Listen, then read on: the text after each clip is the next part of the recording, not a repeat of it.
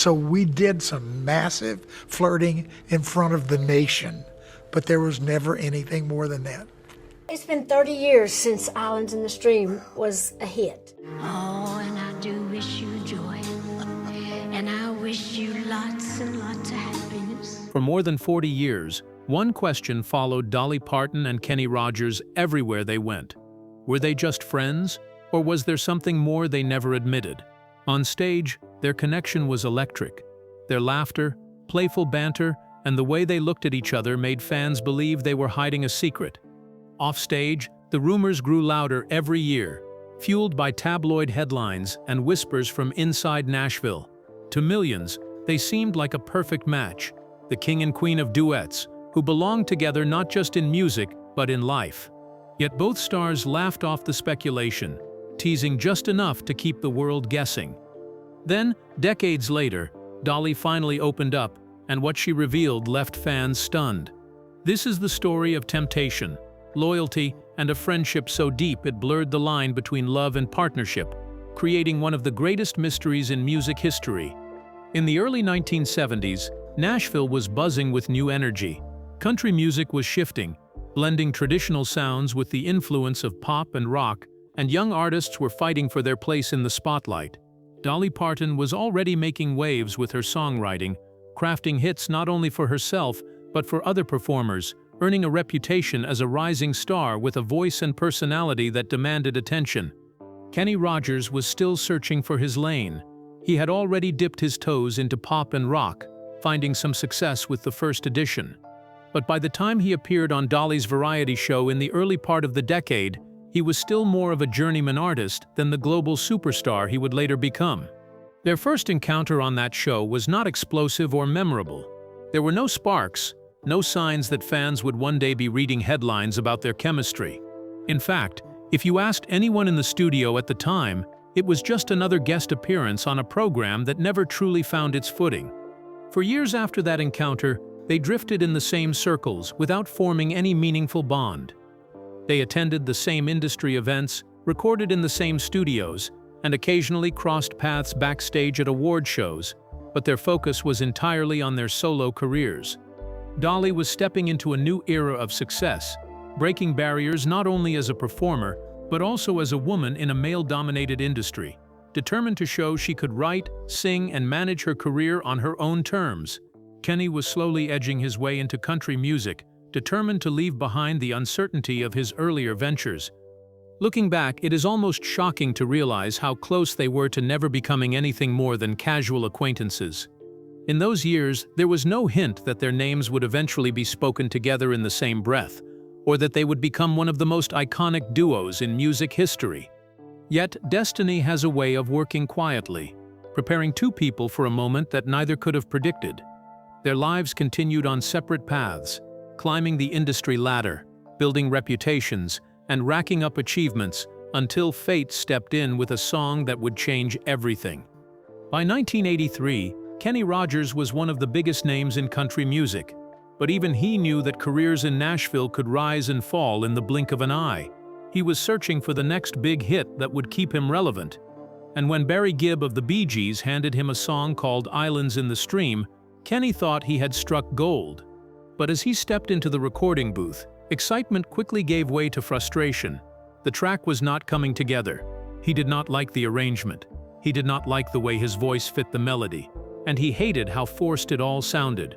Kenny later admitted he was ready to walk away from it completely, convinced the song was doomed to be nothing more than a failed experiment. That is when fate stepped in, almost by accident. Barry Gibb suggested turning the solo into a duet, and as luck would have it, Dolly Parton was in the same recording complex that very day. Kenny was nervous about asking her to join, not because he did not admire her talent, but because Dolly was already a superstar with her own string of chart toppers. Would she even be interested in rescuing a song he was ready to toss in the trash? To his surprise, when Dolly heard the track, she did not hesitate. She walked into the studio, listened to the melody, and agreed on the spot to record with him.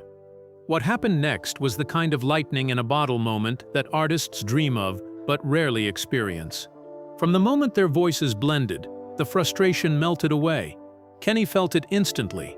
The chemistry, the ease, the spark. Dolly's bright, soaring vocals wrapped around his rugged tone in a way that transformed the song. What had been lifeless and awkward suddenly became alive and magnetic. Everyone in the studio knew it. The engineers, the producers, even Barry Gibb himself saw it happening before their eyes. The tension in the room shifted into pure excitement. In less than an afternoon, the song had gone from disaster to masterpiece. When Islands in the Stream was released later that year, the response was explosive. It did not just climb the country charts, it soared straight to #1 on the pop charts as well, dominating radio stations across genres and breaking records as one of the best-selling duets of all time. Fans were not just hearing a catchy tune, they were experiencing something unique, a vocal partnership that felt both effortless and electrifying. For Kenny, it was the hit he desperately needed. For Dolly, it was a chance to showcase her versatility to an even wider audience. And for the world, it was the birth of a legendary duo. Almost overnight, the song cemented their place in history. But more than that, it lit the first spark of speculation. Because when people heard the passion in those harmonies, they did not just hear two professionals, they heard two voices that sounded as if they were made for each other. And from that moment on, fans began asking if there was something more behind the music. The release of Islands in the Stream created a storm of curiosity that would follow them for the rest of their lives. On stage, the chemistry that had first appeared in the studio was magnified under the lights. During concerts, Dolly would smile at Kenny in a way that looked less like a rehearsed stage cue and more like genuine affection. Her hand would linger on his arm a second too long. Kenny's eyes seemed to track her every move, and when they harmonized, there was a warmth that made audiences forget they were watching two professionals perform. Fans were not just coming to hear the music anymore, they were showing up to watch a dynamic unfold before their very eyes. It did not take long for the rumors to spread. Tabloid magazines and gossip columns latched on to the way they looked at each other. The laughter that came too easily, the playful banter that sounded more like inside jokes between partners than scripted exchanges between colleagues. The press printed photos of them whispering backstage, suggesting secret confessions and intimate moments. Every smile became a headline, every touch a supposed clue. Interviews only added fuel to the fire. Dolly, known for her quick wit, often deflected questions with humor. She once teased that she never thought Kenny was all that handsome when they first met, a line that drew laughter from audiences but left fans wondering what she really meant. Kenny, never one to shy away from playing along, would shoot back with lines like, "She's been trying not to fall in love with me for years, but she just can't help herself." The jokes were meant to entertain, but instead of shutting down speculation, they did the opposite. To fans, it sounded like two people testing boundaries, disguising truth in humor. Their stage chemistry became so convincing that many forgot Dolly was a married woman. Her husband, Carl Dean, was a mystery figure who rarely, if ever, appeared in public with her, which made it easy for people to imagine Kenny stepping into that role in her private life. For Kenny, whose own marriages had been more turbulent and public, Dolly's steady presence looked less like a friendship and more like the kind of stability he had always been chasing. Whether they intended to or not, Dolly and Kenny gave audiences a performance that blurred the line between art and reality. Were they simply world-class entertainers who knew how to keep a crowd mesmerized? Or was there an unspoken truth hiding beneath the spotlight? Every time they laughed together, every time they leaned in close for a harmony, the question only grew louder. By the mid-1980s, the story was no longer just about a hit song, it was about two legends whose connection seemed too powerful to be explained away as just friendship. And while the whispers grew, neither of them seemed in a hurry to silence them. By 1984, the partnership between Dolly Parton and Kenny Rogers had become more than just a music story. It was a cultural event. Their duet had been a phenomenon, and audiences were eager to see what they would do next. That answer came wrapped in twinkling lights and holiday cheer with the release of their collaborative Christmas album Once Upon a Christmas and the CBS television special Kenny and Dolly, A Christmas to Remember. Millions of viewers tuned in, not just for the music but to watch the undeniable chemistry between the two stars play out in living rooms across America. On screen, Dolly and Kenny decorated Christmas trees together, exchanged gifts, and sang carols with a warmth that felt more intimate than scripted. Families gathered around their televisions expecting holiday entertainment, but what they got felt like a glimpse into a relationship that seemed too genuine to be staged. Dolly's laughter rang out in a way that looked unscripted. Kenny's soft smiles appeared more like the admiration of a man smitten than the professionalism of a co-star. The special struck a chord with audiences, who began whispering among themselves, "Had America just witnessed more than a performance?" As soon as the credits rolled, speculation exploded. Tabloid headlines screamed about a secret romance, printing photos of Dolly and Kenny leaning close during rehearsals, their faces just inches apart. Magazines published grainy images of them caught in conversation backstage, describing them as stolen moments that revealed the truth. If the Christmas special had fanned the flames of speculation, what came next turned those sparks into a roaring fire. In 1985, Dolly Parton and Kenny Rogers released the single "Real Love," another duet that shot straight to #1 on the country charts. But it was not just the success of the song that captured attention.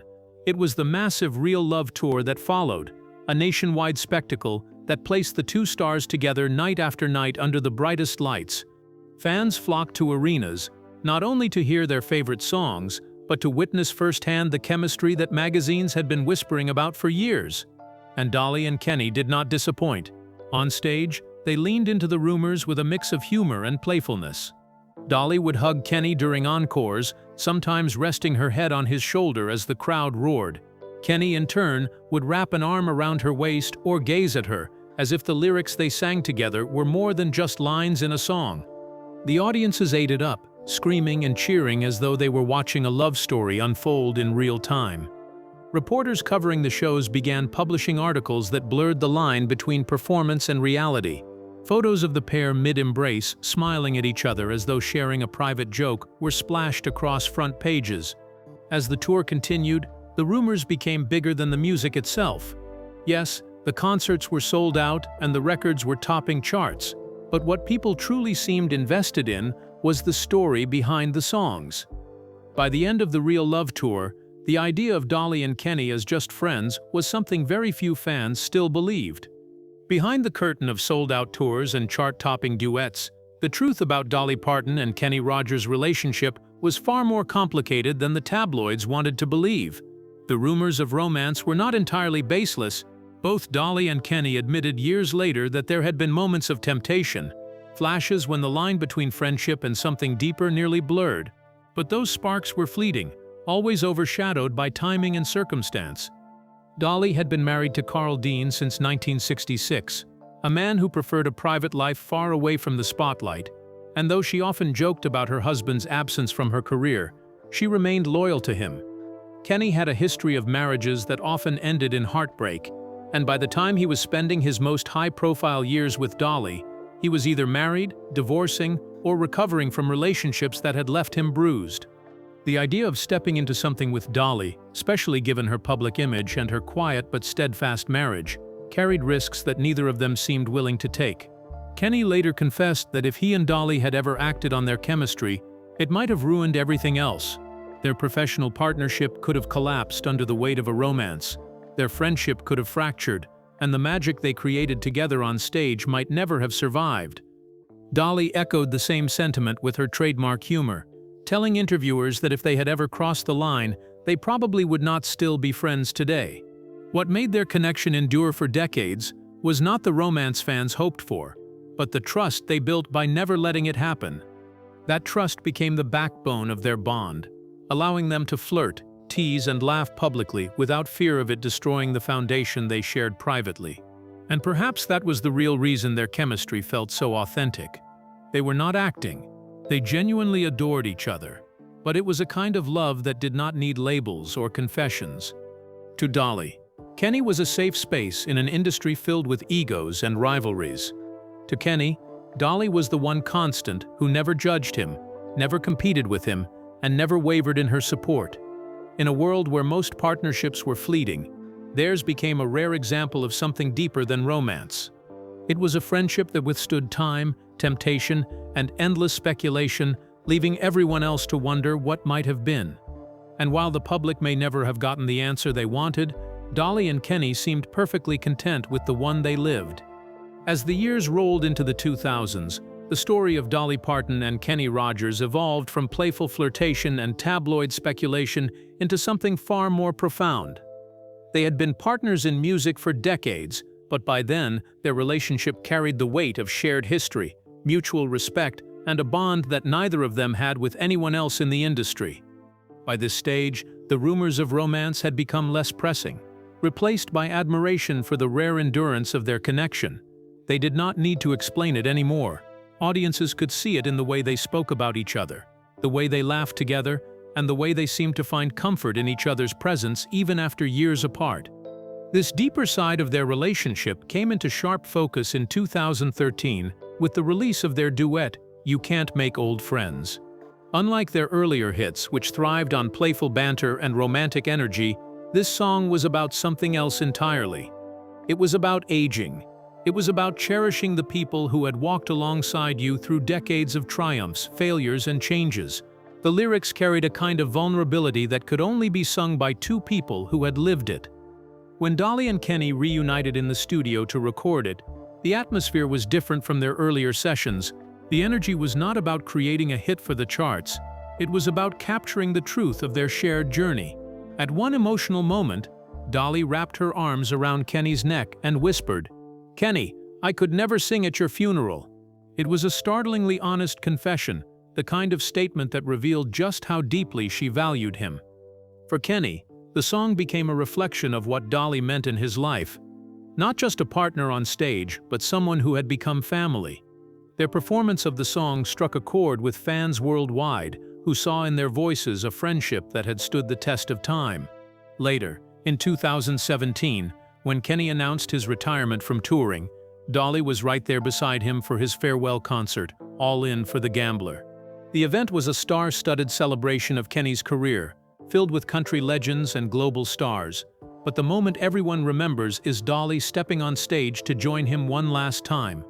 Together, they sang Islands in the Stream and You Can't Make Old Friends.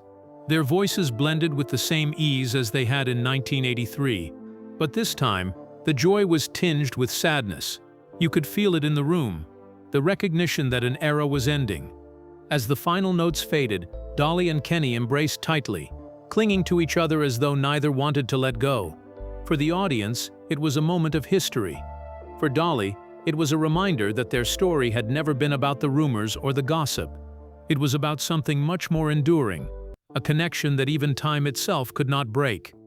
On March 20, 2020, the news that fans had dreaded for decades finally arrived.